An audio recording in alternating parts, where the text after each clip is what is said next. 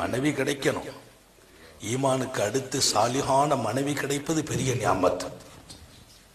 ஈமானுக்கு அடுத்து சாலிஹான மனைவி கிடைப்பது பெரிய நியாமத். அதனாலதான் 4 துஆவை ரசூலுல்லாஹ் கேட்கிற போது இப்படி கேட்கிறாங்க, அல்லாஹும்ம இன்னி அஸ்அலுக அர்பஅன் லிசானன் ذاكرا وقلبا شاكرا وبدنا صابرا ومرأة صالحة معينة على امر ديني.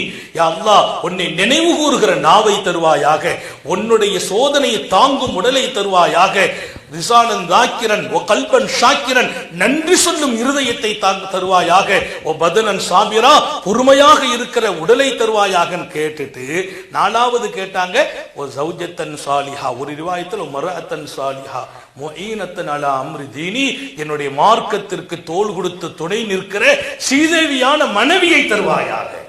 இந்த ஹதீஸுக்கு விளக்கம் எழுதுறாங்க. சீதேவியான மனைவியை கேட்கிறாங்க. மேல கேட்டது லிசான ذاكر, அல்லாஹ்வை நினைவு கூறும் நாவு, நன்றி சொல்லும் இருதயம், சோதனை தாங்கும் உடல். இந்த 3 சப்ஜெக்டே வேற. இங்க மனைவி வேணுங்கிறாங்க.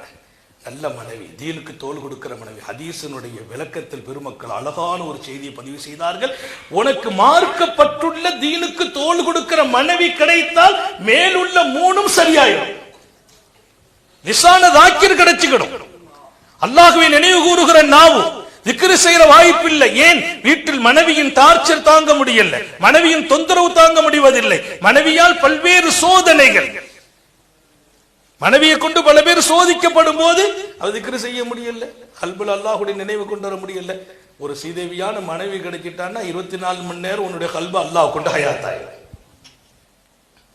அப்ப அது அடிப்படைன்னு எழுதுறாங்க.